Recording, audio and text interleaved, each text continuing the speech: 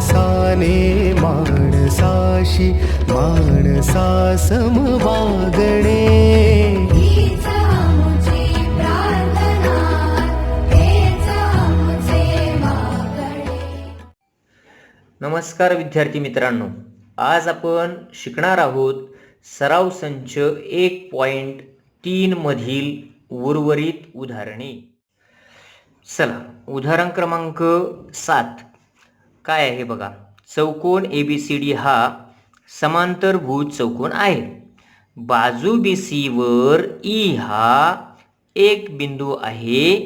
रेषा DE ही किरण AB ला T बिंदूत छेदते.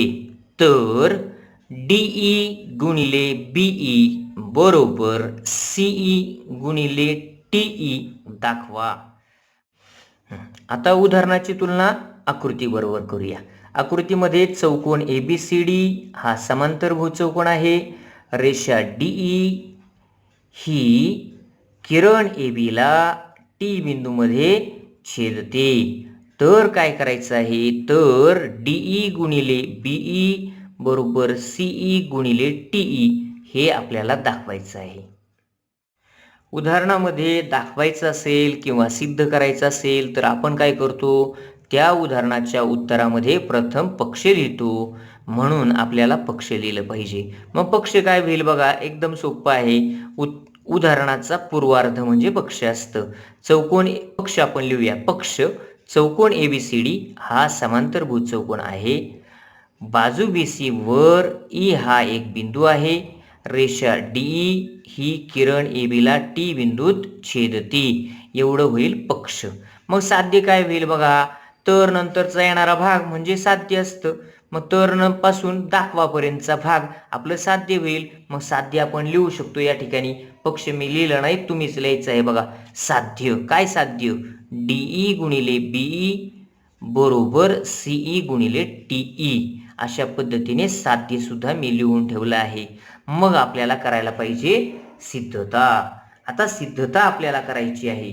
मग कशी करायची, तर पहिल्यांदा आपण काय करूया, एकदम साधं सोपं आहे बघा. आपलं साध्य मी पुन्हा एकदा एका ठिकाणी तुम्हाला समजवण्यासाठी लिहिलं आहे.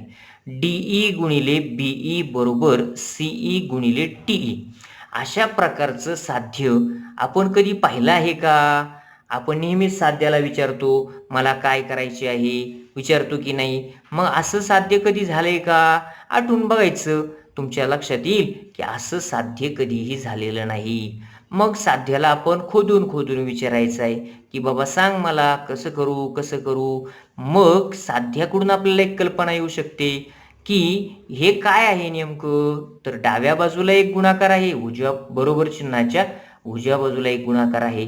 मग असं कधी होतं, ज्या वेळेला दोन गुणोत्तरे समान असतात आणि मग किंवा बाजू प्रमाणात असतात, दोन त्रिकोणांच्या संगत बाजू प्रमाणात असतात, तेव्हा आपण काय करतो, तिरकस गुणाकार करतो. आणि नक्कीच या ठिकाणी DE गुणिले BE बरोबर CE गुणिले TE ही पायरी येण्याच्या आधीची पायरी दोन गुणोत्तरे समान असण्याची असणार आहे.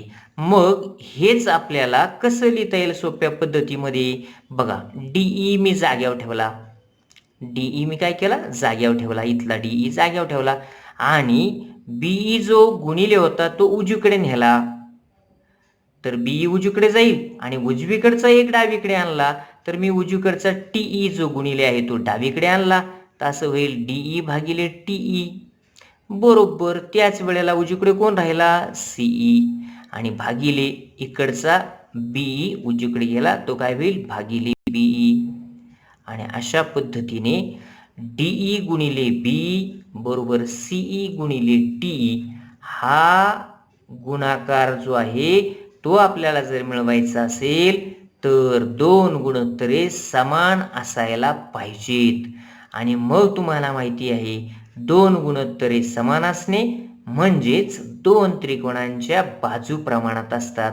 म्हणजे बाजू DE आणि CE ह्या एका त्रिकोणाच्या बाजू असायला पाहिजेत.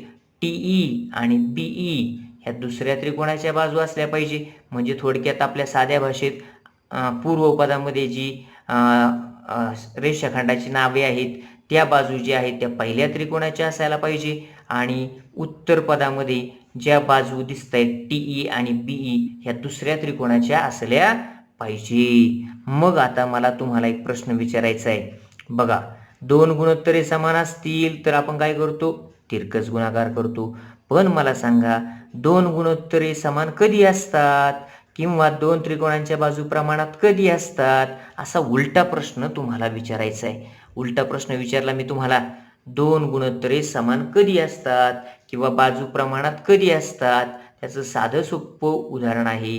दोन त्रिकोणांच्या बाजू प्रमाणात दाखवण्यासाठी आपण काय करतो? दोन त्रिकोण समरूप दाखवतो. कसे दाखवतो? समरूप दाखवावेत. तुम्हाला आठवत असेल मी वाक्य लिहून दिलं होतं. काय वाक्य होतं रे? दोन गुणोत्तरे समान दाखवण्यासाठी किंवा दोन त्रिकोणांच्या संगत बाजू प्रमाणात दाखवण्यासाठी त्यांना समाविष्ट करणारे दोन त्रिकोण समरूप दाखवावेत. आणि मग तुमच्या लक्षात आलं असेल काय करावं लागेल? आपल्याला दोन बाजूंचा गुणाकार बरोबर उरलेल्या दोन बाजूंचा गुणाकार हे सिद्ध करायचं असेल तर बाजू प्रमाणात दाखवायला पाहिजे आणि बाजू प्रमाणात दाखवण्यासाठी दोन त्रिकोण समरूप दाखवायला पाहिजे. म्हणजे दोन ट्रायंगल आपल्याला सिमिलर दाखवायला पाहिजेत. समजलं का इथपर्यंत? म्हणजे पहिल्यांदा आपल्याला एक काम करावं लागेल, दोन त्रिकोण समरूप दाखवावे लागतील आणि दोन त्रिकोण समरूप दाखवण्यासाठी काही आवश्यक गोष्टींची आपल्याला जुळवाजुळव केली पाहिजे. आता आपलं ठरलं की दोन त्रिकोण समरूप दाखवायचे आहेत. मग कोणते दोन त्रिकोण ते आकृतीमध्ये पाहायला पाहिजे. मग त्यासाठी काय करायचं? पूर्व पदांमध्ये जे रेषाखंड दिसतात त्या बाजू असणारे त्रिकोण बघायचे. म्हणजे काय? डीई आणि सीई बाजू असणारा एक त्रिकोण पाहायचा आहे. या ठिकाणी बघा, डीई आणि सीई दिसते. सीई ही बाजू आहे, डीई ही एक बाजू आहे. असा त्रिकोण कोणता? या ठिकाणी दिसतो आहे त्रिकोण सी डी ई. समजलं? त्रिकोण सी डी ई. व दुसरा एक त्रिकोण शोधला पाहिजे. कोणता? टीई आणि बीई बाजू असणारा, म्हणजे उत्तर पदांमध्ये ज्या राशी आल्यात त्या बाजू असणारा दुसरा त्रिकोण. मग तुम्हाला दिसेल बघा इथे टीई बघायची आपल्याला. टीई या ठिकाणी दिसते टीई आणि दुसरी कोणती रे? बीई. बघा बीई. आणि मग ह्या दोन बाजू आणि तिसरी बाजू आहे बीटी. असा आहे त्रिकोण या ठिकाणी. त्याचं नाव आहे त्रिकोण ई टी बी. त्रिकोण ई टी बी. त्रिकोणाचं नाव कसं घेतलं चालतंय? मी घेतलं त्रिकोण ई टी बी. समजलं का? अशा पद्धतीने तुम्हाला त्रिकोण ई टी बी आणि मग दोन त्रिकोणांची नावं तुम्हाला माहीत झाली. त्रिकोण सी डी ई व त्रिकोण ई टी बी हे समरूप दाखवायचे आहेत. आता सुरू करूया सिद्धता. सिद्धता आपल्याला मांडायची आहे. मग आपण काय करतो? सिद्धता मांडताना पक्षाचा आपण प्रथम आधार घेणार आहे. पक्ष काय आहे? चौकोन एबीसीडी हा समांतरभुज चौकोन आहे. आणि म्हणून मी काय केलं? सिद्धतेमध्ये पहिल्यांदा पहिली ओळ लिहिली. बघा, एक कडा चौकोन एबीसीडी हा समांतरभुज आहे. हे कशावरून आलं? तर हे तुमचं आहे काय रे? पक्ष. पक्षावरून मिळालं. मग समांतरभुज चौकोन असल्यामुळं त्याचे गुणधर्म काय काय होतात? समांतरभुज चौकोनाच्या बघा आकृतीमध्ये समांतरभुज चौकोनाच्या सम्मुख भुजा समांतर असतात परस्परांना. त्याचबरोबर सम्मुख भुजा एकरूप असतात. त्याचबरोबर सम्मुख कोन एकरूप असतात. ह्या सगळ्या गोष्टींचा आपल्याला वापर करता येईल किंवा त्यामधील एखादी गोष्ट वापरता येईल. मग मी समांतरभुज चौकोनाचा एक वेगळाच उपयोग करणार आहे. आकृतीकडे बघा. पहिली गोष्ट, चौकोन एबीसीडी हा समांतरभुज आहे. लक्षात आलं? दुसरी गोष्ट, म्हणून बाजू ए बी समांतर बाजू डी सी. तेच मी लिहिले बघा, रेख ए बी समांतर रेख डी सी. कारण का? समांतरभुज चौकोनाच्या सम्मुख भुजा समांतर असतात. मी दोनच भुजा मला गरजेच्या आहे म्हणून लिहिल्या. रेख ए बी समांतर रेख डी सी. समजलं का नाही समजलं? आता थोडासा पुढचा विचार करूया. या ठिकाणी आकृती नीट बघा. ए बी बाजू आहे, ती जर पुढे वाढवली तर रेषा ए बी होईल की नाही टी पर्यंत. लक्षात घ्या, टी पर्यंत म्हणजे टीच्या पुढे सुद्धा जाणार आहे. मग आपण असं म्हणूया, रेख ए बी म्हणजेच काय रे, रेषा ए बी आणि रेषा डी सी एकमेकांना समांतर आहेत आणि त्यांची रेख बी सी ही छेदिका मी मानणार आहे. रेख बी सी काय आहे, छेदिका. मग त्यामुळं काय होते बघा, नीट बघून घ्या. रेषा ए बी रेषा डी सी एकमेकींना समांतर आहे आणि रेषा बी सी ही त्यांची काय आहे, छेदिका आहे. आणि त्यामुळं या ठिकाणी इथे कोण झालाय बघा, रेख डी सी आणि रेख बी सी मुळे इथं कोण झालाय. त्याचबरोबर रेषा ए बी आणि रेख बी सी मुळे या ठिकाणी एक कोण झालाय, दिसले का. हे दोन कोणांचं निरीक्षण करायचं आहे. कोणत्या प्रकारचे कोण आहेत लक्षात येते का, व्युत्क्रम कोण आहेत. कोणते कोण आहेत, व्युत्क्रम कोण. मग लक्षात घ्या, रेख ए बी समांतर रेख डी सी व छेदिका बी सी मुळे झालेले हे व्युत्क्रम कोण आहेत. आणि ते व्युत्क्रम कोण कसे असतात रे, साधं सोपे, दोन समांतर रेषांना एका छेदिकेने छेदले असता तयार होणारे व्युत्क्रम कोण एकरूप असतात. आणि मग आपण या ठिकाणी सेम टू सेम दोघांना खुणा करूया. हे दोन कोण काय झाले, एकरूप झाले. तेच आपल्याला पुढे जाऊन मांडायचं आहे. मग आता बघा, आपण सिद्धता लिहायला घेऊया. पहिली गोष्ट, चौकोन ABCD हा समांतरभुज आहे म्हणून रेख ए बी समांतर रेख डी सी आत्ताच सांगितलं. त्याच्यामुळं काय झालं, कोणते कोण एकरूप झाले ते मी मांडून ठेवलेत बघा. पहिला कोण, कोण ई बी टी म्हणजे हा कोण मी लिहून ठेवलाय, एकरूप झाला. कोणत्या कोणाशी, हा कोण ह्या कोणाशी. मग याचं नाव काय, फक्त एक अक्षरी नाव लिहिलं तरी चालेल याचं, कोण सी. कोण सी आणि कारण देऊन टाका. का बरं, व्युत्क्रम कोण दोन समांतर रेषांना एका छेदिकेने छेदले असता तयार होणारे व्युत्क्रम कोण एकरूप असतात. हे आपण त्या ठिकाणी कारण देऊ शकतो. समजलं का व्युत्क्रम कोण काय एकरूप झाले ते. मग आता पुढे जाऊया. आता आपल्याला दोन त्रिकोण समरूप दाखवायचे आहेत म्हणून आपण समरूप त्रिकोण दाखवण्याची पूर्वतयारी लिहिणार आहे. वरच्या ओळीवर खालची ओळ अवलंबून नाही म्हणून मी लिहिलं आहे. आता पुढे म्हटले त्रिकोण BET म्हणजे आपल्याला दोन त्रिकोण समरूप दाखवायचं होतं.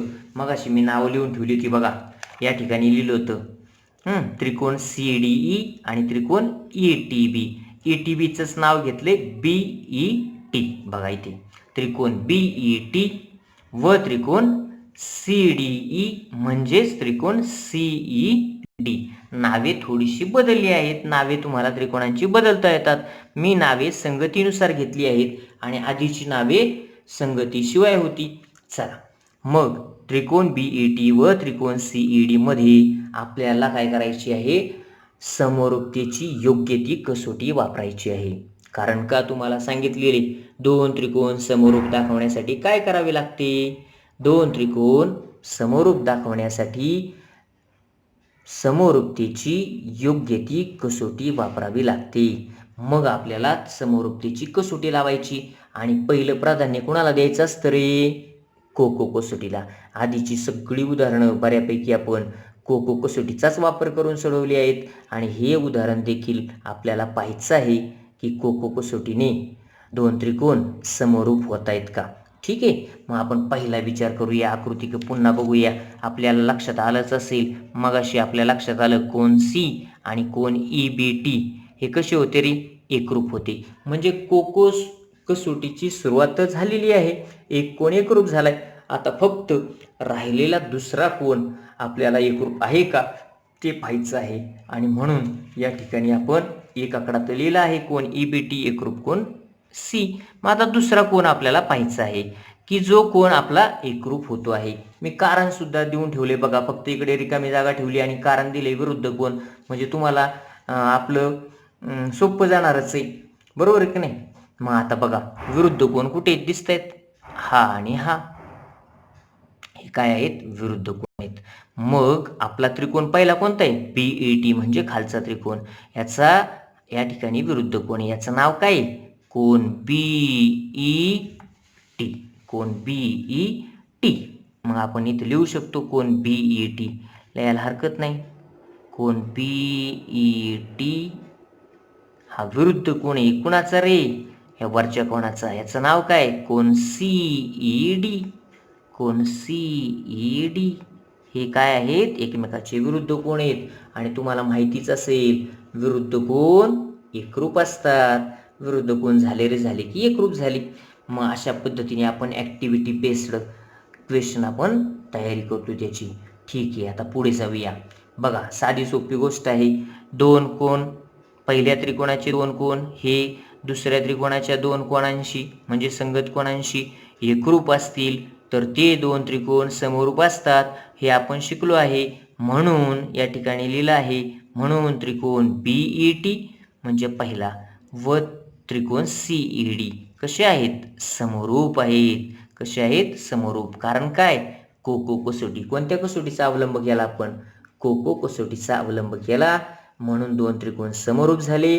आणि मग आता तुम्हाला लक्षात आलं असेल की दोन त्रिकोण समरूप दाखवत असताना आपल्याला काही गोष्टी लक्षात ठेवायच्यात.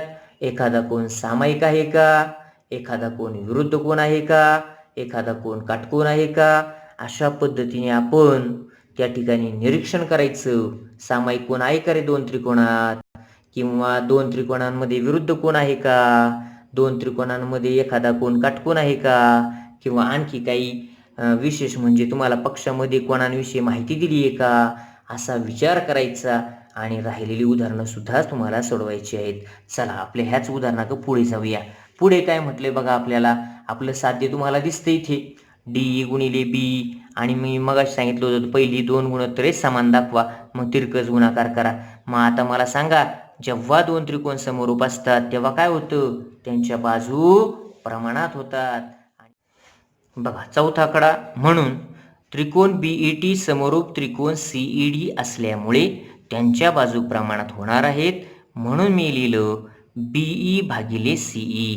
म्हणजे पहिली दोन अक्षर घेतली पहिल्या त्रिकोणाची भागिले पहिली दोन अक्षर घेतली दुसऱ्या त्रिकोणाची आणि त्यांचं गुणोत्तर तयार केलं. मग दुसरं गुणोत्तर कसं येईल, पहिल्या त्रिकोणाची दुसरी दोन अक्षर घ्या ET भागिले दुसऱ्या दोन त्रिकोणाची दुसरी दोन अक्षर घ्या आणि मग काय होईल ET भागिले ED.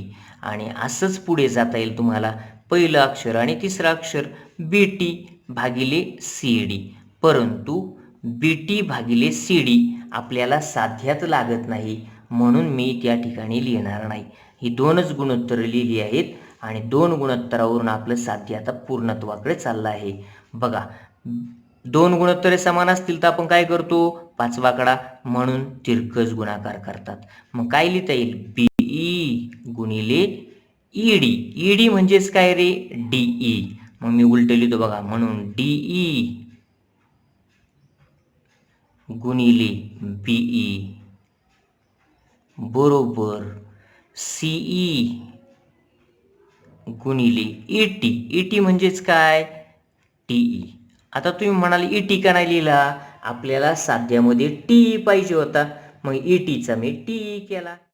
चला आता पाहूया उदाहरण क्रमांक 9. काय म्हटले बघा, आकृतीत त्रिकोण ABC मध्ये बाजू BC वर D हा बिंदू असा आहे की कोन BAC बरोबर कोन ADC, तर सिद्ध करा CA वर्ग बरोबर CB गुणिले CD. आता आकृती पहा, वर्णनानुसार आपण आकृती बघूया. त्रिकोण ABC मध्ये काय झालं आहे, बिंदू D हा बाजू BC वर घेतलेला एक बिंदू आहे आणि त्याच वेळेला काय झालं आहे बघा, कोन BAC, या ठिकाणी कोन BAC दिसतोय, कोन BAC आणि कोन ADC या ठिकाणचा हा कोन दोघे जण कसे आहेत, एकरूप आहेत, समान मापाचे आहेत. तर सिद्ध करा CA वर्ग बरोबर CB गुणिले CD. पुन्हा एकदा आपल्याला सिद्ध करायचं आहे, म्हणून पक्ष लिहिलं पाहिजे आणि दुसरी गोष्ट साध्य लिहिलं पाहिजे. आकृतीत बघूनच तुम्हाला, उदाहरणामध्ये बघून तुम्हाला पक्ष लिहिता येईल. बघा फक्त सुरुवातीची तर पर्यंतचा भाग तुम्हाला पक्ष म्हणून लिहायचा आहे तुमच्या वहीमध्ये. बघा पक्ष सांगतो मी, आकृतीत त्रिकोण ABC मध्ये इथे स्वल्पविराम द्या, बाजू BC वर D हा बिंदू असा आहे की कोन BAC बरोबर कोन ADC आणि इथे पूर्णविराम द्या. हे झालं तुमचं पक्ष. आणि मग साध्य काय होईल? साध्य CA वर्ग बरोबर CB गुणिले CD. हे तुम्हाला लिहायचं आहे. या ठिकाणी बघा मी साध्य लिहिलं आहे. साध्य CA वर्ग बरोबर CB गुणिले CD. जे मगाशी बोललो तेच लिहिलं आहे. आपलं ठरल्याप्रमाणे सिद्धता मांडण्यासाठी आपण साध्याला प्रश्न विचारतो. मला काय करायचे आहे? साध्य तुम्हाला सांगेल की या उदाहरणामध्ये देखील काय झालं आहे? बरोबर चिन्हाच्या उजव्या बाजूला एक गुणाकार आला आहे, परंतु डाव्या बाजूला मात्र डायरेक्ट एका राशीचा वर्ग आला आहे. मग CA वर्ग म्हणजेच काय? बघा, CA वर्ग बरोबर CB गुणिले CD. याचा आपण जर सोपा अर्थ लावला तर काय होईल? CA वर्ग म्हणजेच काय? CA गुणिले CA बरोबर CB गुणिले CD. म्हणजेच काय? बघा, एक CA जाग्यावर ठेवला आणि बाकीच्यांचं पक्षांतर केलं. उजवीकडचा CD मी डावीकडे आणतो. CA भागिले CD होईल. बरोबर उजवीकडे उरला कोण? CB उरला, कारण CD डावीकडे गेला होता. मग CB भागिले कोण राहील? डावीकडचं CA उजवीकडे गेला तर राहील CA. CA इथे दिसतोय तिरकस गुणाकार केल्यावर CA गुणिले CA होणार आहे. मग तुम्ही म्हणाल हे कशासाठी मांडलं आहे? बघा, आपल्याला सिद्ध करायचं आहे CA वर्ग बरोबर CB गुणिले CD. मग त्याचं सोपं रूप काय आहे? थोडक्यात काय? ही तुमची तिसरी पायरी आहे, ही तुमची दुसरी पायरी आहे, आणि दुसरी पायरी मिळवण्यासाठी ही पहिली पायरी आहे. हे लक्षात ठेवा. म्हणजे ज्या वेळेला दोन गुणोत्तरे समान असतील तेव्हा त्यांचा आपण तिरकस गुणाकार करणार आणि 2 नंबरची पायरी मिळणार. 2 नंबरच्या पायरीमध्ये डाव्या बाजूचा गुणाकार करणार आणि 3 नंबरच्या पायरीमध्ये CAचा वर्ग होणार. थोडक्यात काय? आपल्याला 2 गुणोत्तरे समान दाखवायची आहेत. 2 गुणोत्तरे समान दाखवायची आहेत आणि मग त्यालाच आपण म्हणतो 2 त्रिकोणांच्या संगत बाजू प्रमाणात दाखवायची आहे. आणि मग तुम्हाला मी वाक्य लिहून दिलं होतं, 2 त्रिकोणांच्या बाजू प्रमाणात दाखवण्यासाठी काय करावे? आणि मग वाक्य आठवा. 2 त्रिकोणांच्या संगत बाजू प्रमाणात दाखवण्यासाठी 2 त्रिकोण समरूप दाखवावेत. 2 त्रिकोण समरूप दाखवावेत. कळलं? मग या ठिकाणी आपल्याला 2 त्रिकोण समरूप दाखवायचे आहेत. मग कोणते? या ठिकाणी जी दोन गुणोत्तर आहेत ना, ह्या 2 गुणोत्तरावरून ठरवायचं असतं 2 त्रिकोण कोणते. फक्त काय करा? पूर्वपद बघा आणि पूर्वपदावरून लक्षात घ्यायचं आहे AC बाजू असणारा आणि BC बाजू असणारा एक त्रिकोण पाहिजे. AC आणि CB बाजू असणारा काय पाहिजे? एक त्रिकोण पाहिजे. बघा, ती आकृती जी आहे मगाची ती मी या ठिकाणी काढलेली आहे. बघा बरं, मग आता काय ठरलं? AC आणि BC बाजू असणारा, ही बघा AC आणि ही बघा BC बाजू असणारा त्रिकोण कोणता रे? मग आपल्याला सरळ सरळ म्हणता येईल त्रिकोण ACB. त्रिकोण ACB लक्षात आले? AC आणि BC बाजू असणारा त्रिकोण कळला का? बघा, BC बाजू आहे 2 अक्षर आणि AC बाजू आहे पहिली 2 अक्षर. अशा पद्धतीने तुमच्या लक्षात आलं असेल AC आणि BC बाजू असणारा त्रिकोण कोणता? त्रिकोण ACB. आता कोणता शोधायचा? AC आणि CD बाजू असणारा त्रिकोण AC. बघूया AC, हाच तो AC वाला. आणि दुसरा कोण? CD. बघा, इथून इथपर्यंत CD बाजू असणारा त्रिकोण कोणता? त्याचं उत्तर एकदम सोपं आहे, त्रिकोण DCA. त्रिकोण DCA. आता कुणी म्हणेल त्याला त्रिकोण ACD. चुकलं का रे? नाही चुकलं. त्रिकोणाला 6 प्रकारे नाव देता येतं. फक्त जेव्हा आपण वच्या जागी समरूप चिन्ह घालणार ना, तेव्हा मात्र 2 त्रिकोणांची शिरोबिंदूंच्या संगतीचा वापर आपल्याला त्या ठिकाणी करायचा आहे. समजलं? आता आपली दिशा निश्चित झालेली आहे. काय आहे दिशा? CA वर्ग बरोबर CB गुणिले CD हे सिद्ध करण्यासाठी 2 नंबरचं विधान मिळवलं पाहिजे. 2 नंबरचं विधान मिळवण्यासाठी 1 नंबरचं विधान मिळवलं पाहिजे. हे म्हणजे 2 गुणोत्तरे समान झाली पाहिजे आणि 2 गुणोत्तरे समान दाखवण्यासाठी हे 2 त्रिकोण समरूप व्हायला पाहिजेत. मग आपण आता बघूया आकृतीमध्ये समरूपतेची कसोटी लागते का. आपलं ठरल्याप्रमाणे आपण काय करतो, दोन त्रिकोण समरूप दाखवण्यासाठी पहिल्यांदा कोको कसोटी लागते का हे आपल्याला पाहायचं आहे. आपल्याला समरूपतेची कसोटी लावायची आहे. मग आपण काय करतो, सिद्धतेमध्ये पहिली ओळ लिहित असतो. त्रिकोणांचं वर्णन लिहायचं. मग काय करायचं, जे दोन त्रिकोण आपल्याला समरूप दाखवायचे त्यांची नावं लिहायची. मग पहिल्यांदा आपण असं लिहिलं, त्रिकोण BAC म्हणजे मोठा त्रिकोण व त्रिकोण ADC म्हणजे उजव्या बाजूचा त्रिकोण. यांच्यामध्ये काय आहे, यांच्यामध्ये मग कोणकोणते कोण एकरूप होतात ते पाहूया. एक आकडा लिहिलाय मी, कोण BAC. बघा, कोण BAC म्हणजे हिरव्या खुणेने दाखवलाय की नाही, तो कोण आहे. तो जो कोण आहे ना, तो कोण ADC शी एकरूप आहे. कोणत्या कोणाशी, कोण ADC. बघा, सेम कोणा केल्यात, वरती हिरवी खाली हिरवी, सेम दिसते तुम्हाला. कोण BAC एकरूप कोण ADC कशावरून, पक्षामध्ये. तुमचं जे पक्ष होतं की नाही, त्या पक्षामध्येच ते दिलं होतं. त्याच्यामुळं आपण पहिलं विधान तर सहज मिळालं, म्हणजे तुम्हाला पक्षामध्येच हे दोन कोण एकरूप दिले होते म्हणून पक्षाचा वापर केला. मग आता आपल्याला काय करायचंय, कोको कसोटीमधला पहिला कोण मिळाला, आता अजून एक कोण मिळवायचा आहे. एकदम सोपं आहे. बघा, आता या ठिकाणी तुम्ही जर निरीक्षण केलं त्रिकोणाचं, मोठा पहिल्यांदा लक्षात घ्या, मोठा त्रिकोण ABC आणि छोटा त्रिकोण ADC हे समरूप दाखवायचे आहेत. मग यांचं नाव वाचताना एक गोष्ट होते लक्षात आली तुमच्या. बघा, त्रिकोण ABC म्हणताना मी कुठे पेन्सिलचं टोक टेकवतो, शिरोबिंदू बघा बरं. त्रिकोण ABC 3 ठिकाणी टेकवलं का. आता मी त्रिकोण ADC वाचणार आहे, तेव्हा मी पुन्हा एकदा डबल पेन्सिलचं टोक कुठे टेकवतो, पहिल्यांदा वाचलं बघा, लक्षात आलं, त्रिकोण ABC.